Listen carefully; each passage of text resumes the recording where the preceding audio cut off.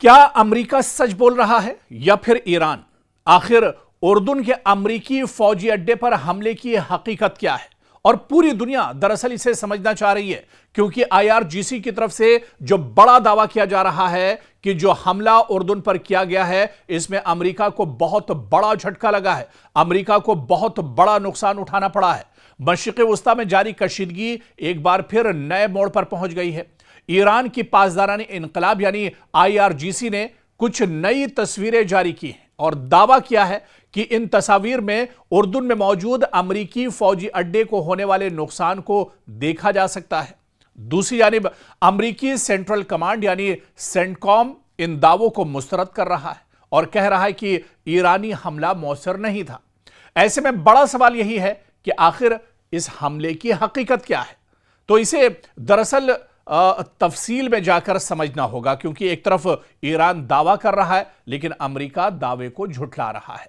Iran का कहना है कि उसने हालिया अमेरिकी हमलों के जवाब में उर्दून में वाक़ अमेरिकी फौजी तंसीबात को निशाना बनाया।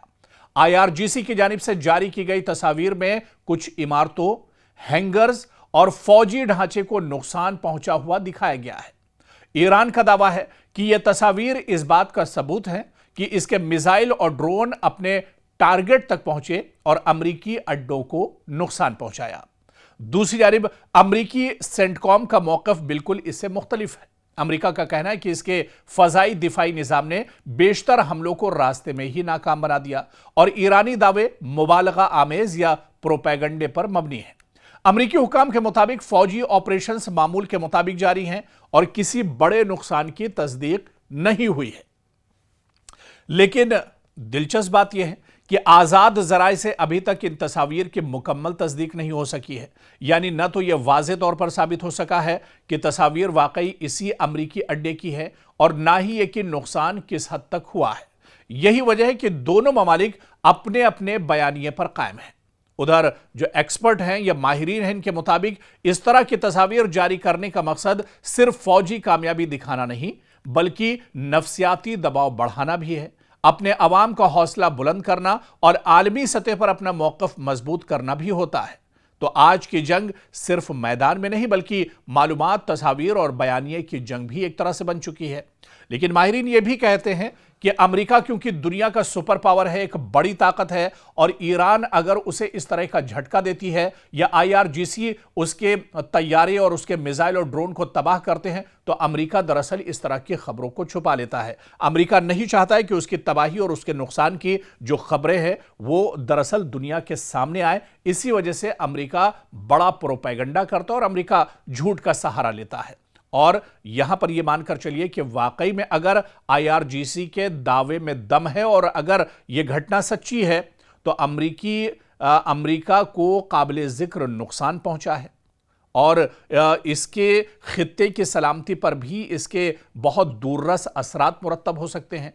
और अगर ईरान के दावे दुरुस्त साबित होते हैं तो जाहिर सी बात है कि इसका सबसे बड़ा जो असर है वो अमेरिका की साख पर पड़ेगा और डोनाल्ड ट्रंप के लिए बहुत बड़ा झटका है। हालांकि तेहरान इस खबर की तस्दीक कर रहा है और उसने बाकायदा तस्वीरें भी दुनिया के सामने जाहिर की हैं और उसने दिखाया है कि आखिर उस दिन क्या हुआ था जब उर्दून पर बड़ा हमला ईरान की तरफ से किया गया था। ईरान अमेरिका के कई जेट F-35 तैयारे मार गिराए गए थे, अमेरिकी फौजी भी इसमें मार गिराए गए थे, कई अमेरिकी फौजी मारे गए और कई जख्मी हुए हैं। इस तरह की भी खबरें हैं। लेकिन अमेरिका दरअसल अपनी साख बचाने के लिए या ये कहा जाए कि अपनी इज्जत बचाने के लिए अमेरिका लगातार इस तरह की खबरों को लेकर प्रोपेगेंडा कर रहा है। अगर ईरान ने पूरी ताकत से जवाब दिया तो क्या मशरिक़ वस्ता में ऐसी जंग छिड़ जाएगी जिसके शोले पूरी दुनिया को अपनी लपेट में लेंगे? क्या अमेरिका और इसके इत्तेहादी यानी अमेरिका और इसके अलायंस एक नए महाज के लिए मशरिक़ वस्ता में तैयार हैं? और आखिर ईरान ने क्यों ऐलान कर दिया है कि तेहरान पर हर हमले का जवाब पहले से कहीं ज्यादा सख्त होगा? नाज़रीन, मशरिक़ वस्ता में कशीदगी एक बार फिर खतरनाक हद तक बढ़ चुकी है। ईरान और अमेरिका के दरमियान जारी महाज़ाराई अब सिर्फ बयानात तक महदूद नहीं रही बल्कि मिसाइल, ड्रोन हमलों और फौजी कार्रवाइयों की शक्ल इख्तियार करती जा रही है। ईरान ने वाज़े अल्फाज में ऐलान किया है کہ تہران اور اس کی سرزمین پر ہونے والے ہر حملے کا بھرپور اور طاقتور جواب دیا جائے گا۔ ایرانی قیادت کا کہنا ہے کہ وہ کسی بھی دباؤ میں آنے والی نہیں، اور اگر امریکہ یا اس کے اتحادیوں نے مزید کارروائیاں کی تو ایران پہلے سے زیادہ شدت کے ساتھ، پہلے سے زیادہ مضبوطی کے ساتھ ایران جواب دے گا۔ اسی دوران اسلامی انقلابی گارڈز یعنی IRGC نے ایسے ویڈیوز جاری کی ہیں جن میں دعویٰ کیا گیا ہے کہ اردن میں موجود ایک امریکی فوجی اڈے کو میزائل حملوں کا نشانہ بنایا گیا۔ ایران کا موقف ہے کہ یہ کارروائی امریکی حملوں کے جواب میں کی گئی ہے۔ دوسری جانب جارڈن کا کہنا ہے کہ اس نے اپنی فضائی حدود میں داخل ہونے والے تمام بیلسٹک میزائلوں کو تباہ کر دیا۔ امریکی صدر ڈونلڈ ٹرمپ نے بھی سخت لہجہ اختیار کرتے ہوئے خبردار کیا ہے کہ ایران اور اس کے حمایت یافتہ گروپوں کو مزید کارروائیوں کی صورت میں سخت جواب دیا جائے گا۔ واشنگٹن اس وقت عراق، شام اور دیگر علاقوں میں ایران سے وابستہ گروپوں کے خلاف مزید فوجی اقدامات پر غور کر رہا ہے، اور دوسری طرف ایران کے اندر بھی صورتحال کشیدہ ہے۔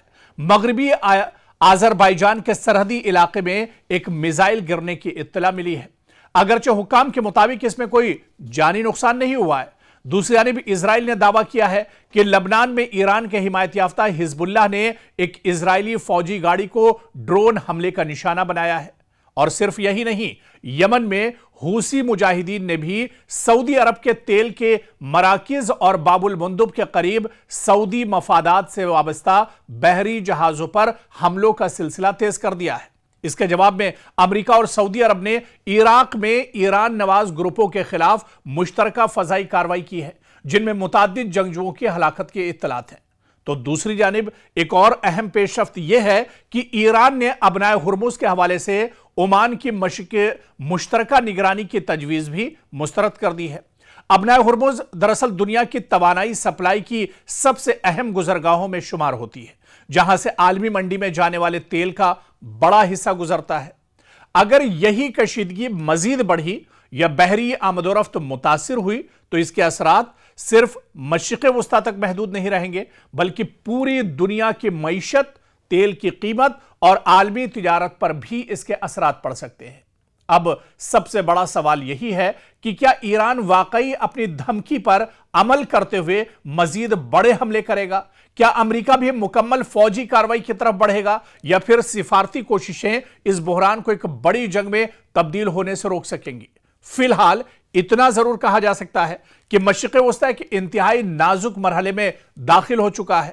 ہر نیا حملہ، ہر نیا بیان اور ہر نئی فوجی کارروائی اس خطے کو ایک ایسی جنگ کے مزید قریب لے جا رہی ہے جس کے اثرات پوری دنیا دراصل اب محسوس کر رہی ہے یا پھر آنے والے دنوں میں محسوس کرے گی۔ اسی لیے آنے والے چند دن نہ صرف ایران اور امریکہ بلکہ پوری دنیا کے لیے انتہائی فیصلہ کن ثابت ہو سکتے ہیں۔